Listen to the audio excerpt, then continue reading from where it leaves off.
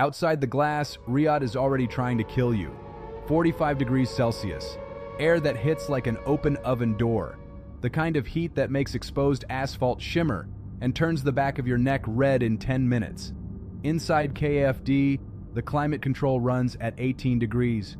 You feel nothing. You see glass towers and polished stone and the reassuring hum of a building that works. You believe the building is protecting you. The building is made of glass, and glass is not protection. Glass is a weapon delivery system pointed at your face. Then the sound arrives, high-pitched, mechanical, not one engine, dozens. Turbojet combustion, running at full compression, not the grinding, almost agricultural whine of the old propeller shaheeds we tracked at Harir.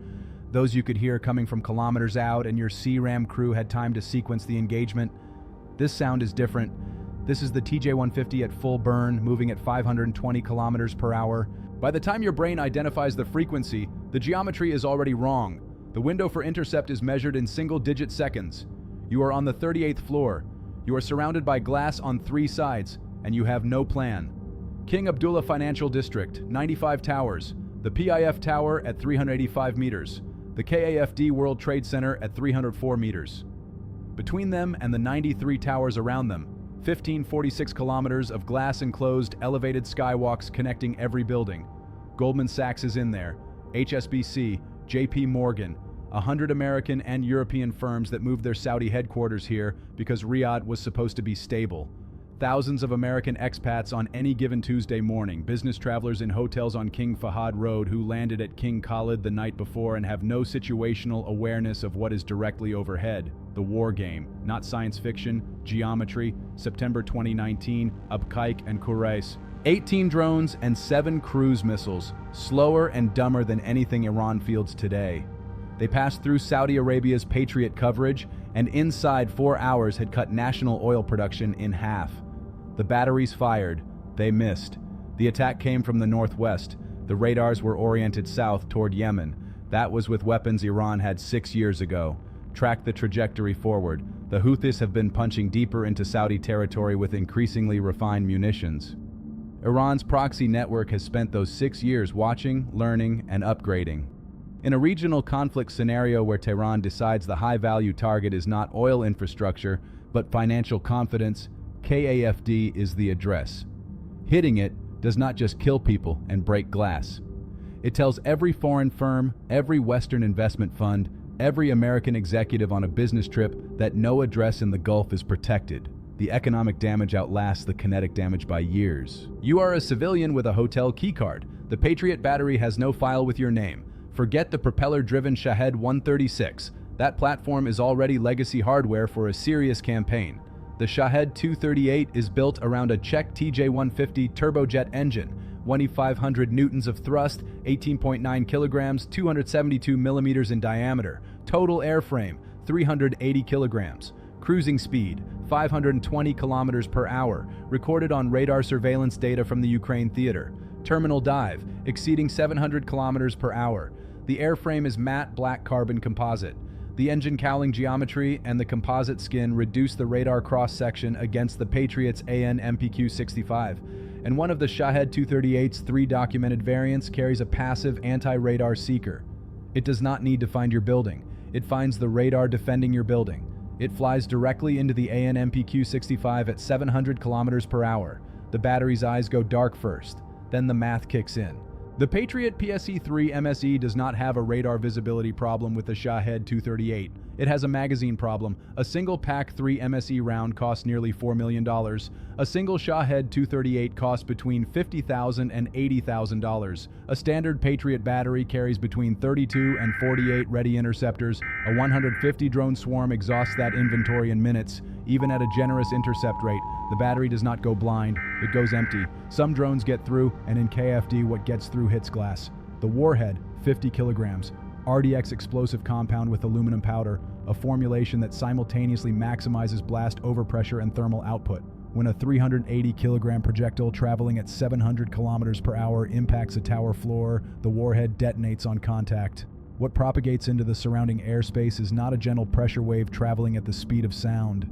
The initial blast front is a supersonic shock wave in the first meters of propagation, moving at multiples of sound speed, decaying as it expands but still lethally overpressured across the surrounding district. Inside KAFD's 15.46 kilometers of elevated glass skywalks, that front has a straight, unobstructed channel through every span. The glass panels do not break, they become fragmentation, pulverized, propelled horizontally at killing velocity. Every skywalk in the network becomes a horizontal claymore aimed at chest height. The people walking them at 9:47 in the morning will not hear the explosion. The fragmentation arrives before the sound. At street level on King Fahad Road, the entire glass facade of every tower within 200 meters shatters outward, horizontally, at killing velocity. The structural steel holds. The people in the plaza do not survive. Phase 1. The immediate window. You have minutes. When the siren drops, the brain freezes. Every operator I have ever trained went through that freeze in their first real engagement. The ones who survived had a plan before the sound arrived. Glass kills first, not the explosion, the fragmentation. The instinct is to look toward the windows. Reverse it. Turn your back to the exterior and move. Every KAFD high-rise is built around a reinforced concrete core, elevator shaft cluster, stairwells, structural columns. That is your blast barrier. Reach the interior stairwell. Get low. Blast propagates laterally. The floor reduces your cross-section. Concrete absorbs what glass transmits. Do not use the elevator. A burning jet fuel warhead ignites structural fires. Elevator shafts become vertical furnaces with sealed doors. If the stairwell is unreachable, find the nearest load-bearing concrete column, a structural column, not a partition wall, and put your back against its inward face. Below desk height, cover the back of your neck. Phase 2, after the silence. There will be a silence after the primary impact. Ringing ears, dust. Wait 60 seconds. If the structure above you is not shifting, begin stairwell descent on foot. Walk. Do not run. Debris-covered stairs in darkness end careers. Do not re-enter glass facade space. Do not enter the skywalks. They are now sealed glass compartments with no power and no airflow in 45-degree desert heat. They are ovens. Outside, KFD's power grid is gone. Air conditioning is dead. In direct Riyadh summer sun, 45 to 50 degrees Celsius, with elevated heart rate, adrenaline, and sustained exertion, your core body temperature crosses into heat stroke territory in 15 to 20 minutes. Heat stroke is not discomfort, it is central nervous system failure. Confusion arrives before collapse. You will not know it is happening until you cannot walk straight. The city will be trying to kill you before any secondary strike arrives. Before leaving your floor, secure water, any water. The 10 kilometers to the diplomatic quarter will take over 2 hours on foot under normal conditions. In this heat, without hydration, it is not a walk. It is a medical countdown. Do not use King Fahad Road. It is an exposed 4-lane boulevard lined with burning vehicles and panicked movement. Drone swarms operate in waves. The first wave creates the chaos. The second targets the chaos. You are standing in the open kill zone. Wadi Hanifa runs north to south through western Riyadh. Its northern access paths begin west of KFD. The valley floor is a natural depression. Lower ground, reduced line of sight exposure to secondary strike vectors off the primary road network. Move west from KFD and find the Wadi entry. Follow the valley south. The DQ's western boundary runs directly along Wadi Hanifa's eastern escarpment. The valley leads you to the perimeter of the diplomatic quarter without walking a single meter of exposed urban boulevard. Use the valley walls for shade. Move in short intervals. Rest in shadow. The valley floor in direct sun at midday is not rest. It is slower death. Shade structures along the path exist. Use them. Your GPS will lie to you. In a contested airspace scenario that puts 150 drones over Riyadh, electronic warfare and GPS spoofing are part of the same package. Carry a paper map of central Riyadh. Carry an analog compass before every foreign city, no exceptions. The U.S. Embassy is inside the DQ, Circle 9 between Al-Kindi Plaza and the King Faisal School.